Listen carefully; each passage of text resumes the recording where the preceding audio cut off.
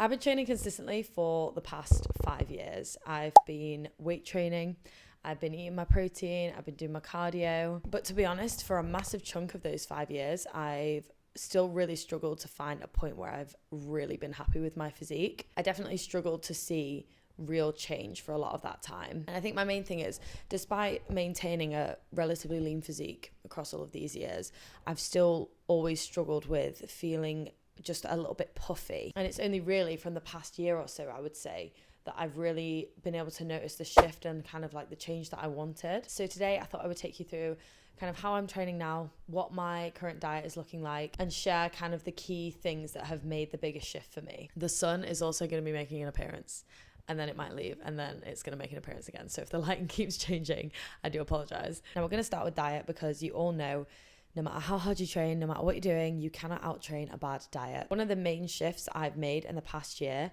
is moving away from protein powders, shakes, bars. Basically anything with the word protein on the front is totally eliminated from my diet now. Now, if you follow me on social media, you'll probably be able to grasp that I'm very anti-extreme behaviors. I don't believe in eliminating food groups or cutting anything out or doing anything like that. However, in some circumstances, it can be a little bit different. And it's funny because this is something that I didn't actually realize that I needed to do. I'm not a sensitive stomach girly. I really hate that trend anyways, but that's a whole separate topic. I always used to make sure I was buying like good quality protein powders, so I never really suffered with any kind of crazy bloating or like stomach pains or anything that usually like you'll see it on social media. It's like, oh, I had crazy bloating and I cut out protein powders and shakes and bars and whatever, and it really made a difference. Like I'd never actually suffered with that massively, to be honest. But weirdly, again, it wasn't until I stopped eating those things that I didn't realize how much of a difference it made and how much I needed to do that. I stopped supplementing it, and then I was like, oh, so that's why I look so puffy all the time. All the ingredients and all these sweeteners that are in these products were the thing that were making me look puffy. You're probably thinking, what happened? Did you just wake up one day and stop eating them? And even if you did, like, how on earth do you do that? Like, wake up one day and never have something again? What I will say was, August last year was probably the most ill I've ever been in my entire life. Not even being dramatic when I say I thought I was gonna die. And you know when you're under the weather and you have something and it just, your taste isn't quite back, like it just doesn't taste the same. My go-to breakfast at the time was Greek yogurt mixed with protein powder, and I'd have like some whatever on the top, fruit, granola, whatever. And I'd been ill all week, absolutely wrecked. I thought, I'm just gonna have some Greek yogurt and protein powder just to get some kind of fuel inside me. And oh my god. It was enough to put you off for life, and apparently for me it quite literally did. From that day I've literally never had protein powder ever since.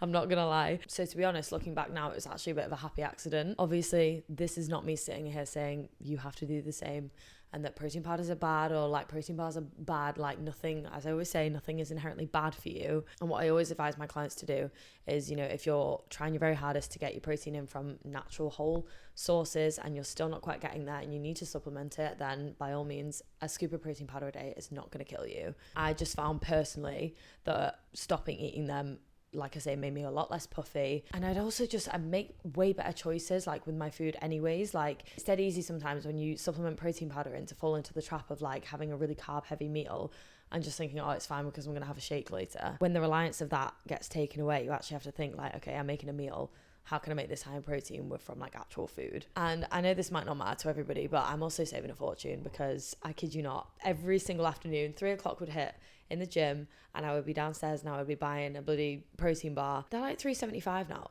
I was buying one every day. I do not know what money I thought I had at the time, but yeah, like it's gone. Next thing is my training, of course. This year, more than any other year, I have officially learnt my lesson that less is definitely more. From the back end of last year up until March this year, I was training for my first High Rocks. Now, signing up for High Rocks, I got a coach for it, who is still my coach now. Shout out to Jim. He would obviously take control, program things, manage me to make sure that I'm not doing too much. But at the first sort of training block, I was doing obviously everything that he programmed, but at the time it was just a lot of like aerobic base building stuff. The intensity of my sessions wasn't that high. I just spent the past year learning how to box as well, and that was something that I really didn't want to give up. So I was allowed to keep boxing once a week. It was one of those things I just couldn't seem to let go of. And lesson well and truly learned is that you just need to focus on one goal at a time. Because as things started to progress and the intensity of my sessions started to rise, I was still trying to box once a week, bearing in mind I'm in a very active job anyways, you know, I'm on a gym floor, I'm averaging 10 to 15,000 steps a day. I also love playing paddle as well. It's a very big social thing for me, so I was doing that like once, sometimes even like March time, sometimes even twice a week, and it just all became way too much, like way too much. I actually didn't realize how much I was doing until I kind of look back now, and I'm like, how on earth, well, I say how on earth was I in one piece? I can confirm I definitely was not in one piece. I physically, I felt the repercussions of not resting enough and thinking that doing more is going to make a difference. And I will say, even though I had a high rocks and a performance goal, my body image at the time, like, no one talks about how much running makes you want to eat. Never in my life have I experienced hunger like it. I got to a point where I was struggling with my body image so much. I tried to do a deficit, and yeah, I think I lasted about 48 hours before I was going to rip someone's hair out, probably my own. I should not have continued to try and box. Jim obviously didn't realise that I was keeping on doing that outside, not that it was like a secret that I was keeping from him. I think he just kind of assumed as things were progressing I would have like stopped doing that alongside. But yeah, as I say, even though I wasn't necessarily training for aesthetics, if I was, it just goes to show that doing more is not the answer, because one, the more you're doing and the more calories you just keep burning and burning through, the more you're going to want to eat. And two, like lack of recovery, like I still don't think it's spoken about enough. You can't ever get the most out of a session if you're just constantly sore and you're constantly tired and exhausted. Less is 100% more. And the proof of that is that when I decided to stop training like a freaking maniac, I ended up losing all the weight that I'd gained. Sticking to a deficit was 10 billion times easier because I wasn't trying to do however many sessions in a week, and I was actually resting and looking after my body. My last point though does somewhat link to what I was just speaking about. My new style of training, so right now my current split, I'm doing a lot of running at the moment because I have a running based goal that I'm trying to achieve.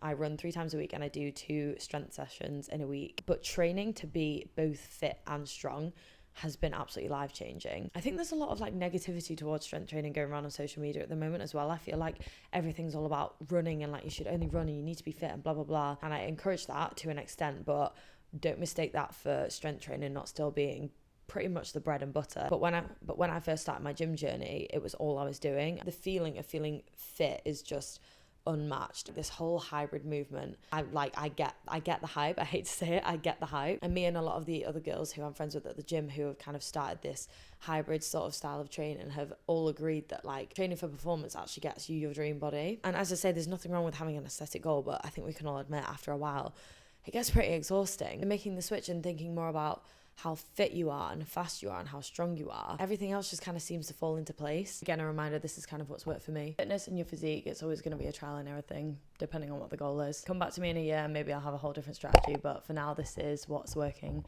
for me. Thanks so much for watching, and I will see you next week.